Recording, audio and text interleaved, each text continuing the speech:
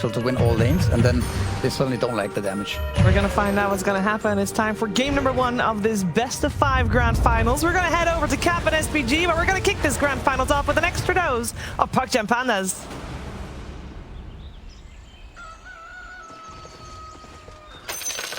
Puszka bomba сейчас будет все у нас.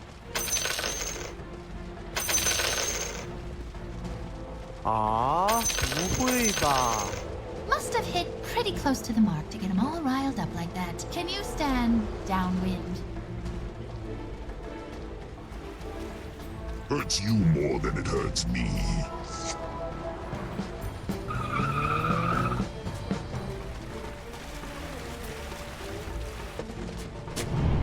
There is no doubt in anybody's heads here going into this series that PARIVISION are the clear favorites. With an overall score of 26-4, this is perhaps one of the winningest teams going into a grand finals. The question is entirely left to BetBoom. Do they have what it takes to bounce back from an incredibly long losing streak against this team, against a upper bracket final that went horribly for them, and for a history of underperforming when the pressure is highest? Can they finally step it up in a grand finals and give contest to PARIVISION? Very tall order ahead of them. Very tall, some might say. Though, this team does have a record of performing with a stand-in when it matters most. They have that on their side. And they had the benefit of learning from that upper bracket match. We're going to start things off with an early Pudge hook. Night Class not going to be able to get first blood for the team, but already showing that you got to be scared of the Pudge in this one. This hero is a real pick. We have seen 9 Class do serious work on it. Is a hero that can displace fights, ruin positioning, and I feel like that has been the bane of BetBoom a lot this tournament. This team does not play well when their formation gets broken. We saw it in the upper bracket match as well, versus particularly the No One Magnus in the game 2, the Brewmaster on the backline. I feel like that draft was one of the biggest outdrafts we've seen for BetBoom, and they did not react well to it at all. So here they got to start stepping up, especially early on in the series, to find your footing and try and take away some of the picks for PARIVISION that have just been doing insane work for them. Heritage already taken 2 hooks to the face. Do you agree with Jenkins that Pudge is a bad hero? No. 9 Class is just a good player, or do you actually think this hero has viability outside of PARIVISION? I don't think this hero's that bad. In fact, he's walked in by the creeps. He's going to have to Fortune's End to try and keep DM and 9 Class off him, but it looks like he's just going to get run down. Yeah, he's dead. This is going to be Flesh Heap, first blood. 3-0 on the hooks. The Fairy Fire goes off. DM. Oh, nice tree plant. But he still hits the hook. 4-0 for the 9 Class Pudge. It seems that his previous performance on Pudge was not an outlier. Just like that, you gave him an early boots if he wants it. This is a nasty hero in terms of what it can do to your mentality. You start getting hooked in the game, you feel like there's nowhere to run. There's nothing you can do. You're just getting outplayed. It's not a draft issue. It's a skill issue. Do you even belong here? Are you even supposed to be in this series at all? And we're 1 minute in. Psychological damage. It's immense. I don't remember who said it in the green room, but I totally agree with it. They predicted they're probably going to play Pudge in the grand finals, and they're probably going to pick it up game 1. Because if you're PARIVISION, you're coming into this with so much momentum. Why not take it in game 1? If you're going to pick Pudge in a grand final, you pick it game 1. Follow Wings. Avi, Wings. Plenty of teams have done it. And it's worked out for all of them, even if the game itself didn't work. Maybe it has something to do with psychological damage. Yeah, it's the confidence, right? If you're a team willing to pick Pudge in a grand final in game 1 or game 2, just as you're extremely confident going into the series, and it likely means you're going to have a psychological edge overall. Now, you might not win that Pudge game because it is Pudge, but I feel like most of the time it works out. I will say I kind of like the starter pick.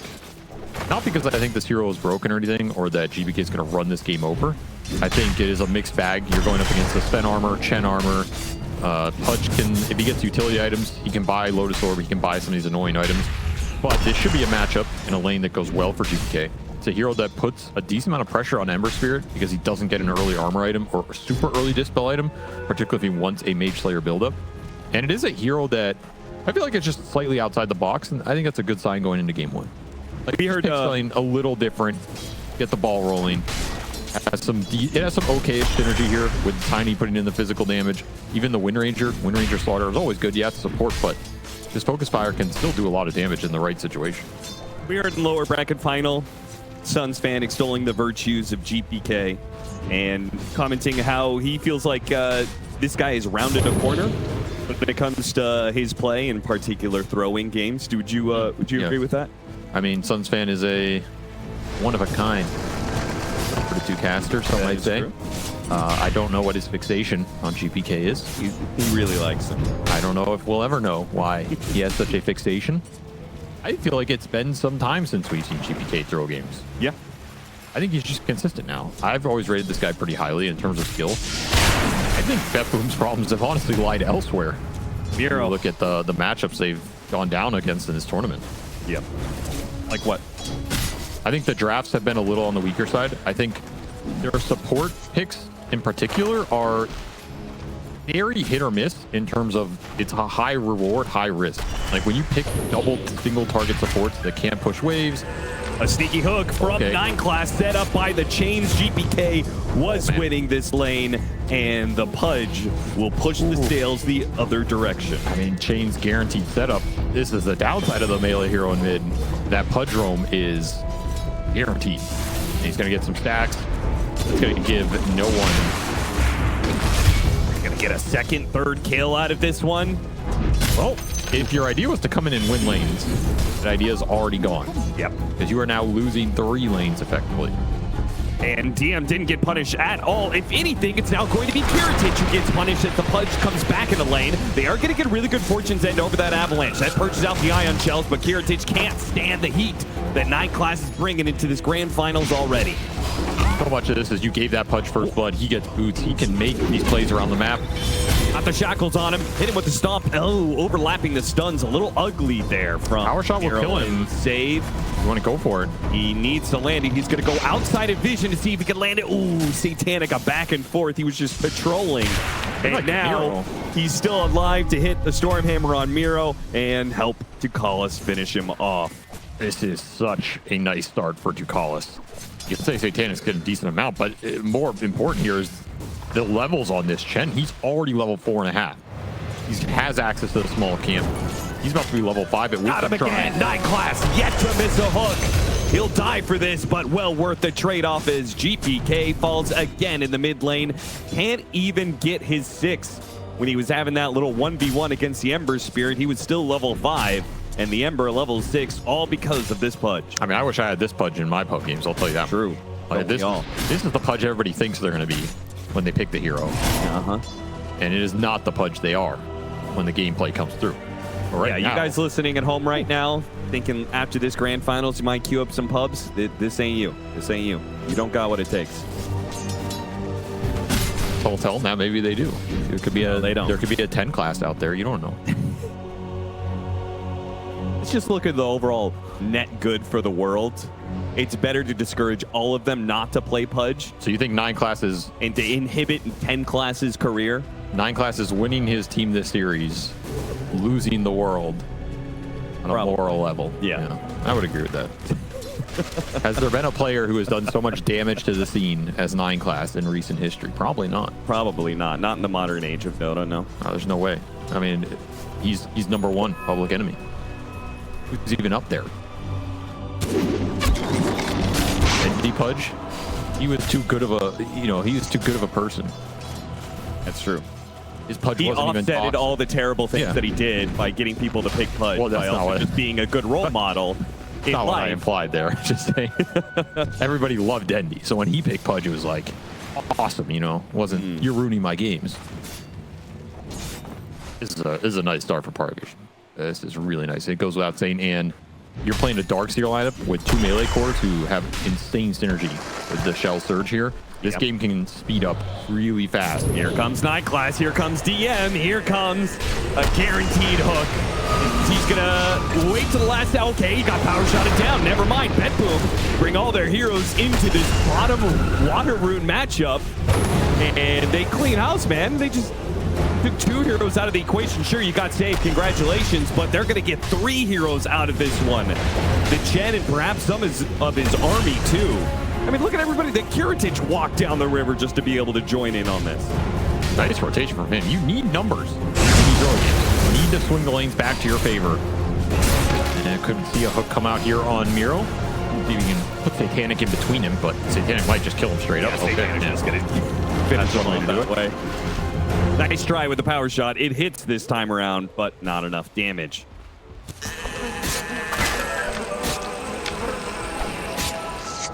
He's getting a little taste of his own medicine. Pudge player himself. True. Maybe we'll see him pick it up after this game. Pudge could become the most contested hero of the series. There ain't no way. It's possible.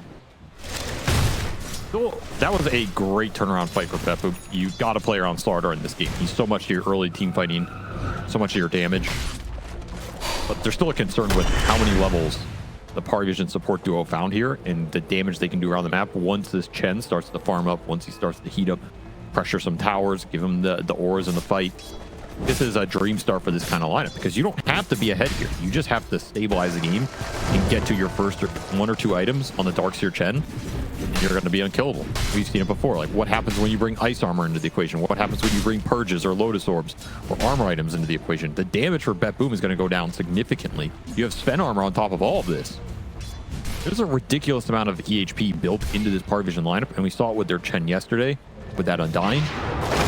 Something very similar can happen here. So if you're BetBoom, you need to get as much out of this Slardar amp in the first 20 minutes as you can. And you get hooked again. Trying to get him away from the shield rune, but it's picked up anyway by GPK. He's in good fighting shape, but does he feel like he can chase down any heroes? Doesn't seem like it. PARIVISION and BetBoom. Again, 4 heroes into the mid lane. They are not being shy about just brawling in the middle part of the map.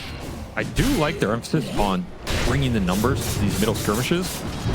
The downside for BetBoom while all this is happening is you are giving Satanic free farm. So if you're not finding something in these trades, you're bringing the tiny mid, whereas PARIVISION are not bringing this Sven.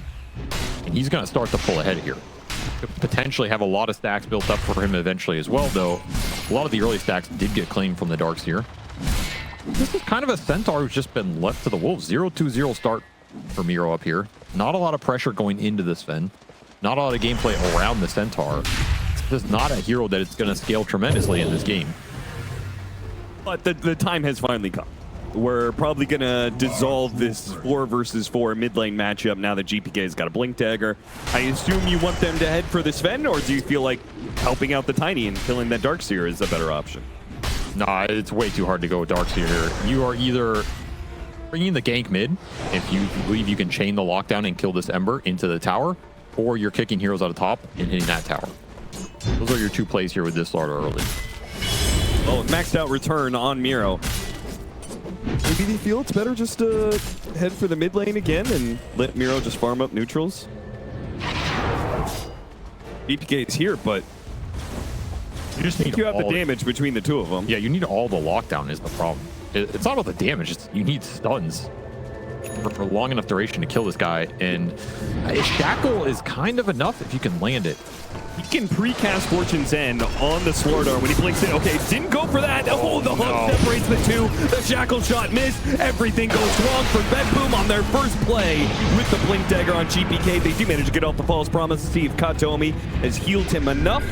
Very likely he has. He stays alive, but Katomi does end up getting run down by DM in the end.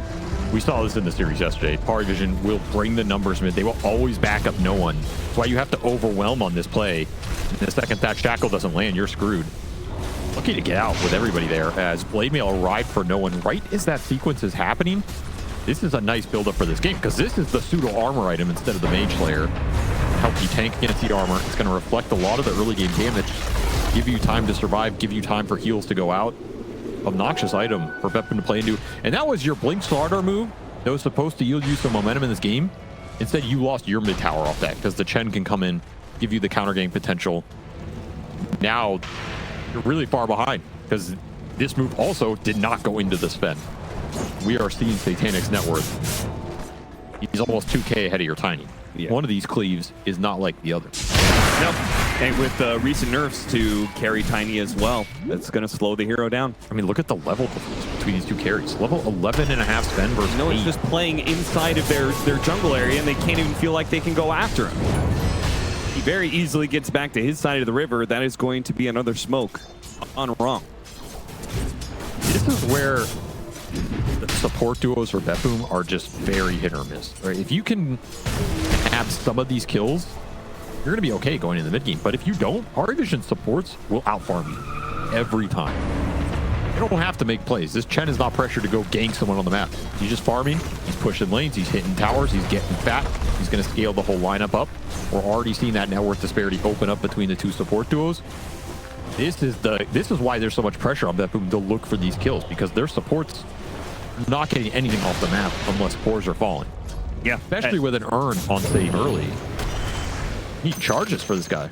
At some point, the team synergy of PARIVISION and the net worth disparity between the two teams will result in, no matter how good the initiation is for BetBoom, it won't be enough to break PARIVISION and all the armor and all the utility and auras that they have. It's rough. It's rough right now. 6,000 lead for PARIVISION. Not too many people expected anything different. It's an okay position. If you can get the team fights going, you can absolutely win this pretty quickly, especially if you get a Roshan off your start. He's got the angle on him. Went for the Oracle at the same time, and 9 class, can he still get... Oh, he's going to wait for the slide chains. Can no one hit the slide chains? Is he in range to do so?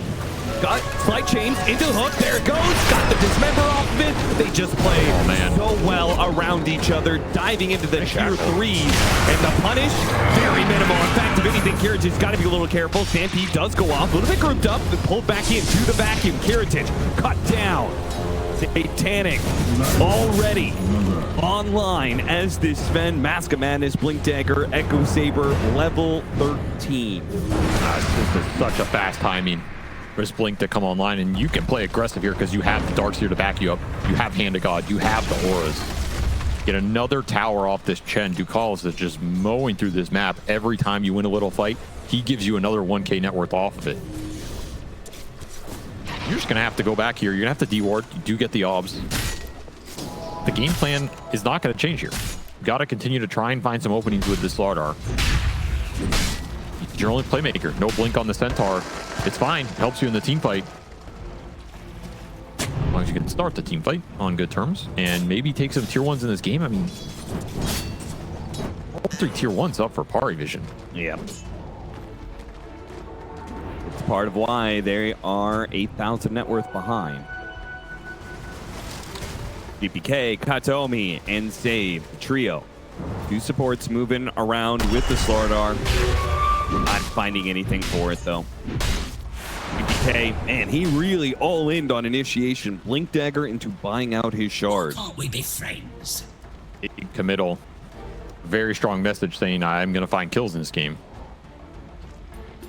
Go. We're going to get out farmed here.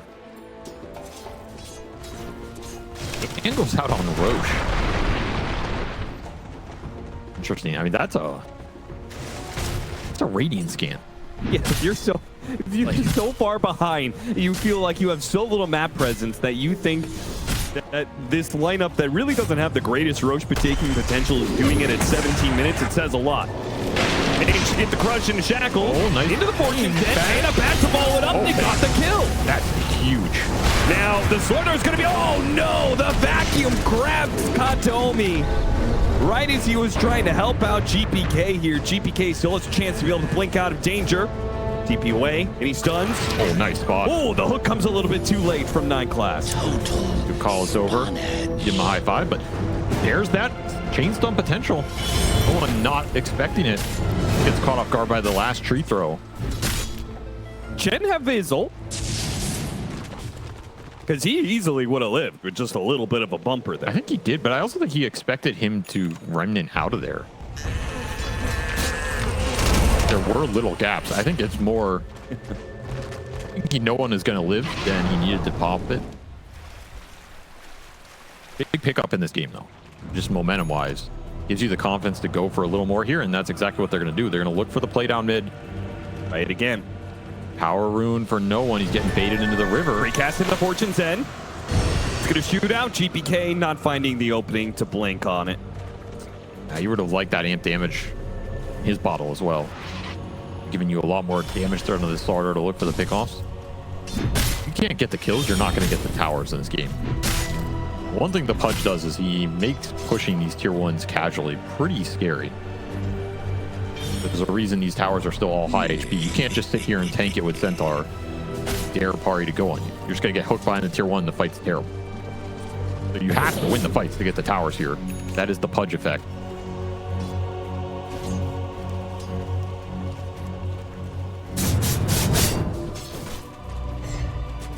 Satanic over 3,000 net worth ahead of this Tiny. Yeah, his BKB is done. Flying out right now. This gives you confidence to just do Roche here. Just spend BKB. You already have Greaves on the Darkseer as well. Yep. It also makes this Crimson Guard of the Centaurs look pretty pitiful.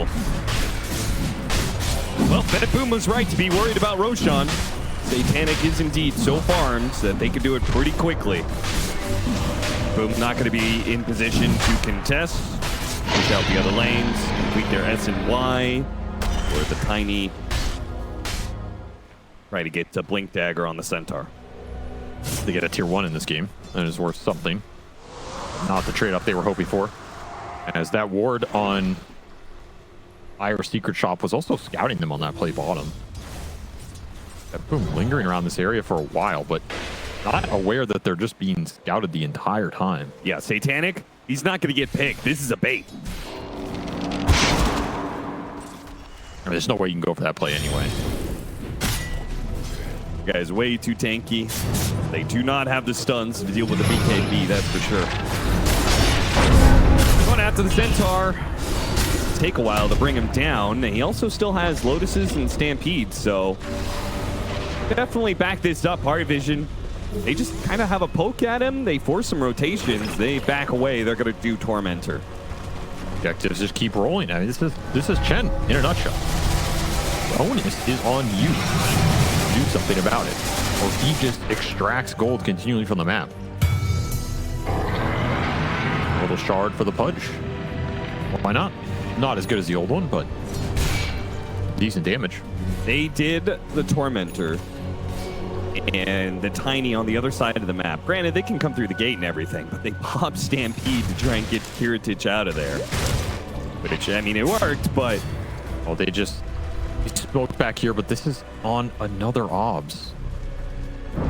These wards have just been absolutely on point. They're ruining every setup play that BetBoom were trying to go for.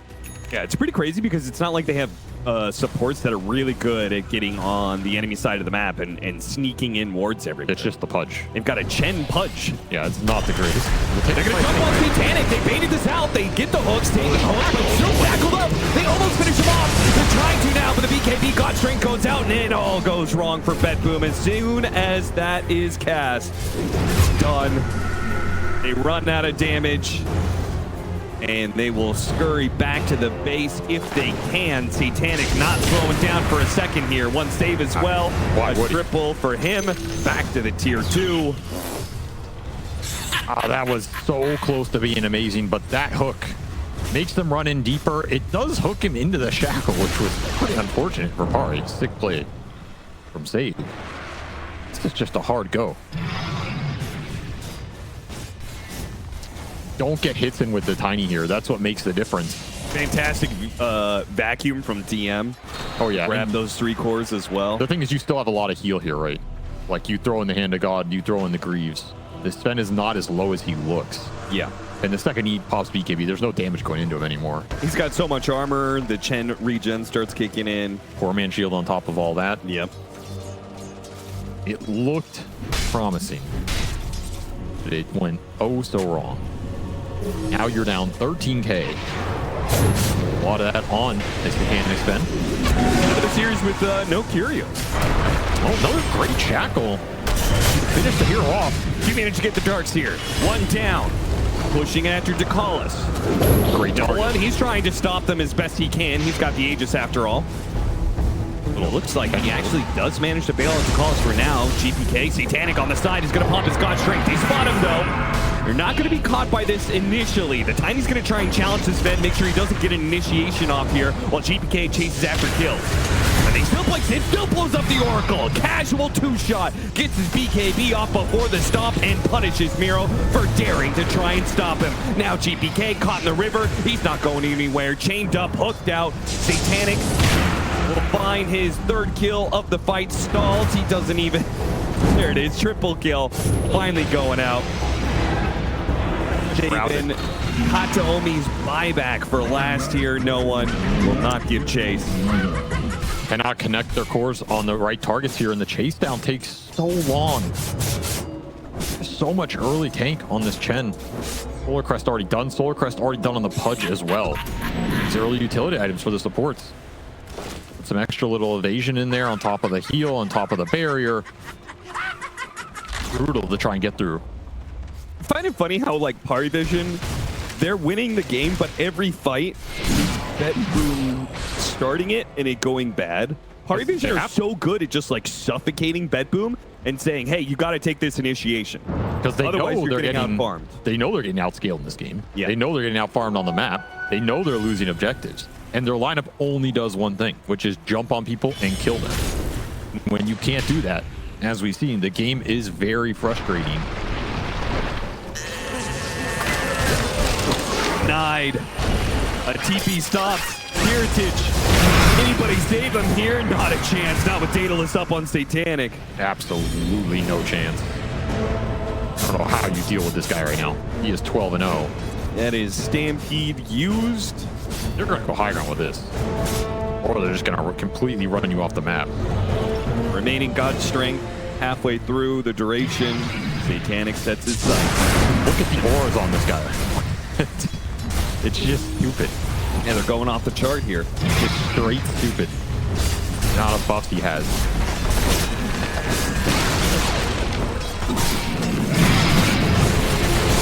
BetBoom will not contest. It's going to be one lane of barracks. Can PARIVISION make it two? Or are they just going to back out with God Strength now on cooldown? They're just going to show 40 seconds for that ult. It's not a big downtime here.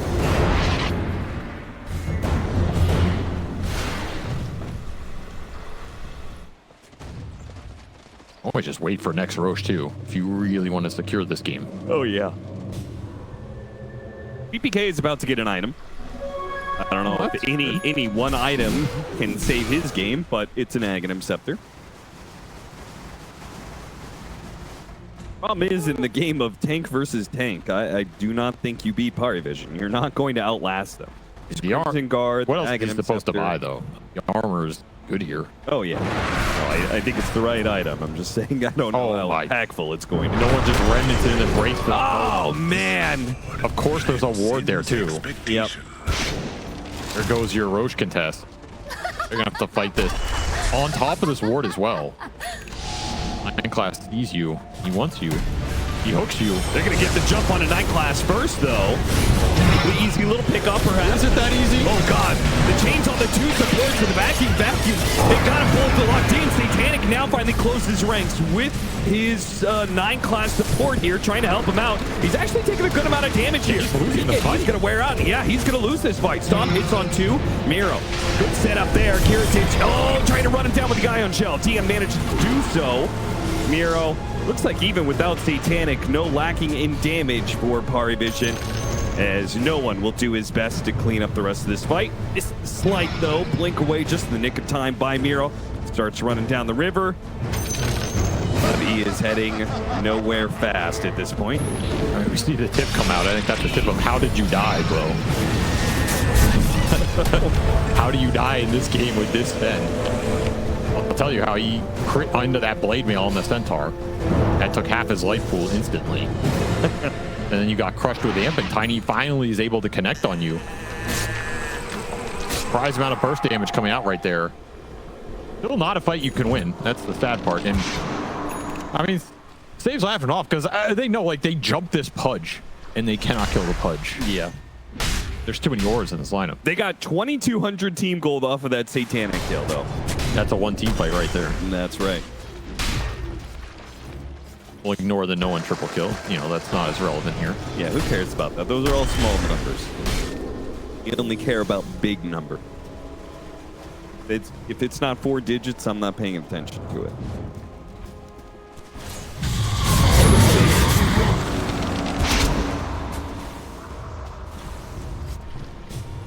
How many new armor items do we have? Death of Shiva's, Lotus Orb, almost done for DM. So that's going to be fun. BetBoom to deal with. Randomization here for Pari is just, it's so straightforward because there is only one type of damage source in this lineup. I mean, on the upside, the Lotus Orb doesn't really do that much as soon as you get 25 on Slardar, so... Oh yeah, that's a really good point, Austin. He's just 9 levels away. Definitely going to hit the 25 on Slardar here. If something really bad happens to them. That bad thing is coming very soon. Yeah, it's a very bad man here. A lot of damage, a lot of ores, and a lot of HP to work with. As long as you don't kill yourself on the blade mail. If we want to take the fight on the high ground ward, try and... Oh no, he spoils another initiation.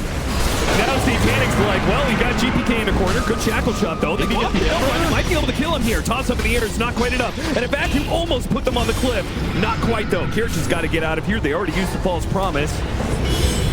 Maybe they have to leave the Centaur behind. Another great shackle shot. Sage is keeping the Sven back as best as he can. Another hook back on Amiro, and Satanic goes for a different initiation. Goes after the Oracle once again. Ghost Scepter's going to bail him out a little bit here and finally gets his hands on the Wind Ranger. Cuts both him and GPK down pretty quickly. That is going to be a very one-sided GG call. Oh yeah. Before the 30-minute mark, we close out the first game of this series. This looked like the upper bracket final that existed between these two teams yesterday went the same way. PARIVISION just slowly grinding